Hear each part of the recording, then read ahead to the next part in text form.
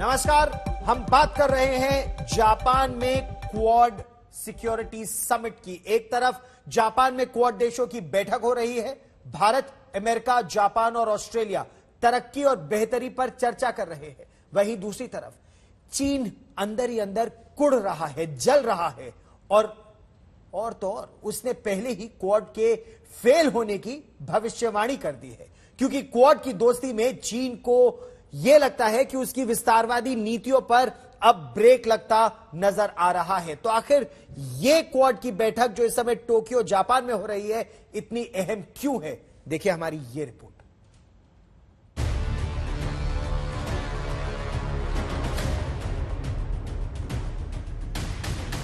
Quad देशों की दोस्ती से बौखला उठा चीन। मीटिंग से पहले ही कर दी फेल होने की भविष्यवाणी।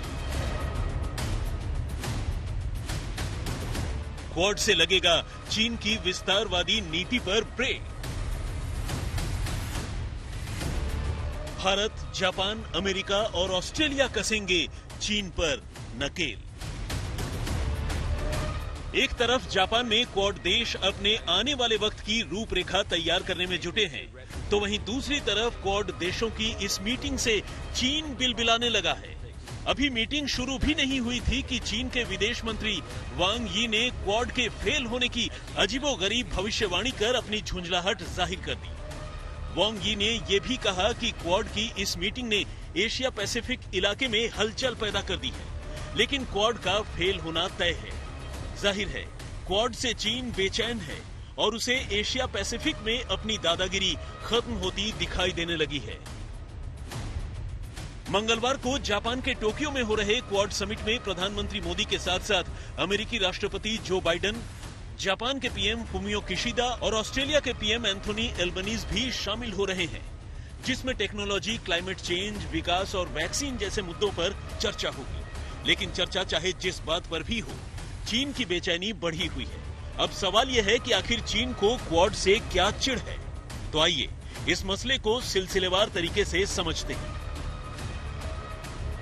भारत, जापान, अमेरिका और ऑस्ट्रेलिया ने मिलकर क्वाड का गठन किया है, जो हिंद प्रशांत इलाके में खुलेपन पर जोर देता है। लेकिन यही बात चीन को सबसे ज्यादा खटकती है। असल में क्वाड की सोच चीन की हिंद प्रशांत पर उसके स्टैंड के बिल्कुल उलट है, और यही वजह है कि अब तो उसने क्वाड को एशियाई नेटो तक का नाम दे दिया है। असल में चीन इस विवादित इलाके पर अपना दावा करता है, जबकि ताइवान, फिलीपींस, ब्रुनेई, मलेशिया और वियतनाम जैसे देश हिंद प्रशांत महासागर के कई इलाकों पर दावे करते हैं। चीन ने दक्षिण चीन सागर में अपने द्वीप और फौजी ठिकाने बना रखे हैं। उसका जापान के साथ भी इस इलाके को लेकर विवाद है। ऐसे में जब जब भारत, जापान, अमेरिका और ऑस्ट्रेलिया मिलते हैं, चीन को दिक्कत होने लगती है। ये साझेदारियां जो हैं, ये क्वाड को एक ऐसा बड़ा परिवार बनाता है, एक ऐसा ताकतवर परिवार बनाता है जिससे चीन साफ साफ तौर पर एक चुनौती के तौर पर देखता है।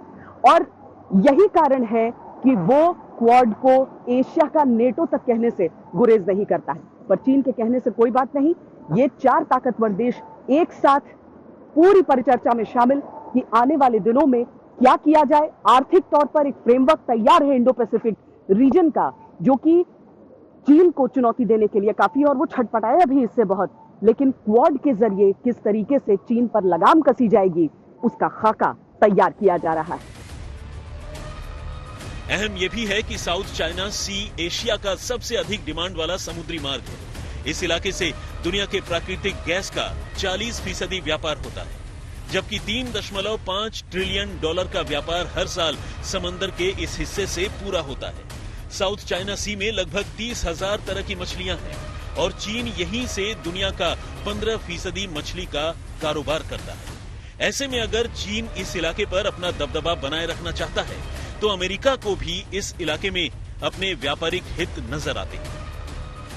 चीन का जिस तरह हेजेमोनिस्टिक फैलाव सारे इंडो पैसिफिक में क्या कि इंडियन ओशन में भी पहुंच रहा है, तो हमारे लिए तो ये सही चिंताजनक तो बात है ही है, इसमें कोई शक की बात नहीं। अब अगर हम और देश, और खासकर शक्तिशाली देश जैसे अमेरिका, उनके साथ थोड़ा सा एक किस्म का पार्टनरशिप जताएं, आगे देखें, तो चीन को तो ये लगेगा कि ये एक किस्म की उनके अगेंस्ट एक दीवार सी खड़ी करने की कोशिश चल रही है। साउथ चाइना सी में करीब 250 छोटे बड़े द्वीप हैं। इनमें से ज्यादातर द्वीप इंसानों से खाली हैं, लेकिन चीन इन पर अपना दावा ठोकता है। लेकिन दुनिया के कई देश उसके इस मनमाने दावे के खिलाफ हैं। कुल मिलाकर क्वाड चीन की विस्तारवादी नीति के आड़े आता है और यही क्वाड से उसकी जलन की सबसे बड़ी वजह है। टोक्यो से श्वेता सिंह के साथ आज तक ब्यूरो।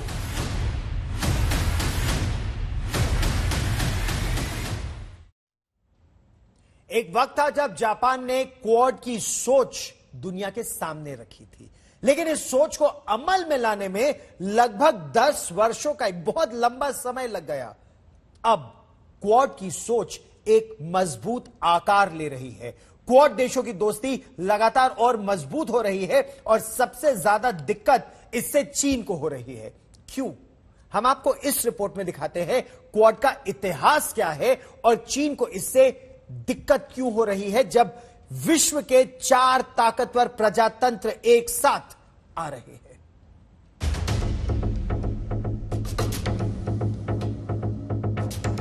क्वाड जैसे जैसे ताकतवर होता जा रहा है, चीन की बेचैनी बढ़ती जा रही है और अब तो उसने क्वाड देशों को एशियाई नेटो मुल्क कहकर बुलाना शुरू कर दिया है। लेकिन सबसे अहम सवाल यही है कि आखिर चीन को क्वाड से क्या तकलीफ है? तो जवाब है, क्वाड में वो देश शामिल हैं जिनका चीन से शुरू से ही 36 का आंकड़ा रहा है और जो देश चीन की विस्तारवादी नीतियों के खिलाफ शुरू से ही खड़े रहे हैं, फिर चाहे वो भारत हो, जापान हो, अमेरिका हो या फिर ऑस्ट्रेलिया। इन 4 देशों ने मिलकर क्वाड्रिलैटरल सिक्योरिटी डायलॉग यानी क्वाड की शुरुआत की थी। पिछले साल जब इसकी बैठक हुई तो चीन ने छूटते ही कह दिया कि इस इलाके में चीन के बढ़ते प्रभाव को कम करने की ये कोशिश का हिस्सा है। लेकिन तब अमेरिका ने ये कहकर चीन के रवैये को कमतर दिखाने की कोशिश की कि क्वाड के निशाने पर दुनिया का कोई भी देश नहीं है। लेकिन अब ये बात तकरीबन साफ हो गई है कि क्वाड देश अपने विकास और बेहतरी के साथ साथ चीन की मनमानी और विस्तारवादी रवैये के खिलाफ चट्टानी एकता के साथ खड़े हैं। जापान ने 2007 में पहली बार इसकी पहल की थी। तब चीन और रूस ने जापान के इस कदम का विरोध किया था। 2008 में ऑस्ट्रेलिया इससे बाहर था। 10 साल तक ये आइडिया ठंडे बस्ते में ही रहा, लेकिन नवंबर 2017 को आखिरकार अमेरिका, भारत, जापान और ऑस्ट्रेलिया ने क्वाड की नींव रख दी और इसका इरादा हिंद प्रशांत इलाके को किसी भी दबाव और दबदबे से आजाद रखना है।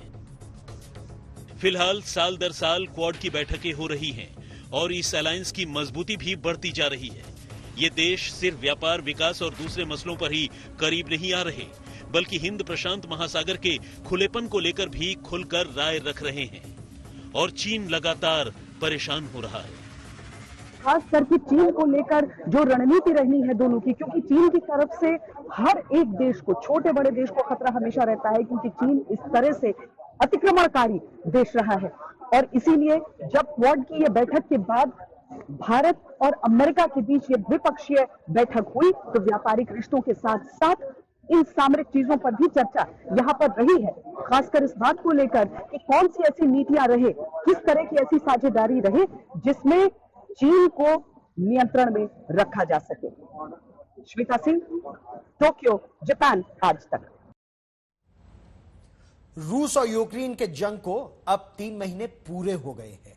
हालात बद से बदतर लगातार हो रहे हैं और इसी बीच क्वाड देशों की बहुत महत्वपूर्ण बैठक में भी रूस यूक्रेन की जंग का जिक्र हुआ। खास बात यह कि भारत को छोड़कर क्वाड के बाकी तीनों देश, अमेरिका, जापान और ऑस्ट्रेलिया, इस जंग में खुलकर रूस के खिलाफ रहे हैं, लेकिन भारत तटस्थ रहते हुए भी सबका फेवरेट है। क्यों? भारत का जो पक्ष है तटस्थ रहकर, वो क्यों दुनिया को भा रहा है, इस रिपोर्ट में देखिए।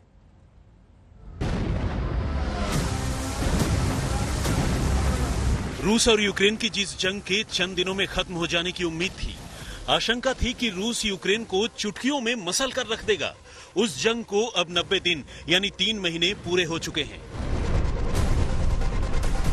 बमबारी के बीच दोनों तरफ से जंग के खात्मे के तरीके भी ढूंढे जा रहे हैं, लेकिन यूक्रेन अब भी रूस के खिलाफ खम ठोक रहा है और इसी बीच क्वाड देशों की बैठक भी हो रही है। जिसमें अमेरिका ने एक बार फिर रूस को आड़े हाथों लिया है। एक खास और गौर करने वाली बात यह है कि जापान में इन दिनों जब क्वाड देशों की मीटिंग हो रही है तो अकेले भारत को छोड़कर बाकी के तीनों देश यानी जापान, अमेरिका और ऑस्ट्रेलिया खुलकर रूस के खिलाफ बोलते रहे हैं। लेकिन भारत ने रूस यूक्रेन जंग पर भी अपनी तटस्थ राय रखी है और जंग की जगह हर बार शांति से ही मसले को हल करने पर जोर दिया है। इसके बावजूद चारों देश फिलहाल एक मंच पर हैं। हालांकि अमेरिका ने क्वाड के मंच से भी खुलकर रूस की आलोचना की। मंगलवार को अमेरिकी राष्ट्रपति जो बाइडेन ने कहा कि रूस एक पूरी की पूरी संस्कृति को खत्म करने पर तुला है। उन्होंने चेतावनी भी दी कि अगर रूस जंग लंबा खींचना चाहेगा तो अमेरिका भी यूक्रेन की मदद करना जारी रखेगा। वैसे रूस यूक्रेन जंग पर भारत का स्टैंड दूसरे तमाम देशों से बेशक हटकर हो, लेकिन जिस तरह से क्वाड की मीटिंग में अमेरिका समेत बाकी देशों ने भारत की तारीफ की, वो भारत के दुनिया में बढ़ते दबदबे का सबसे बड़ा सबूत है। टोक्यो में श्वेता सिंह के साथ आज तक ब्यूरो।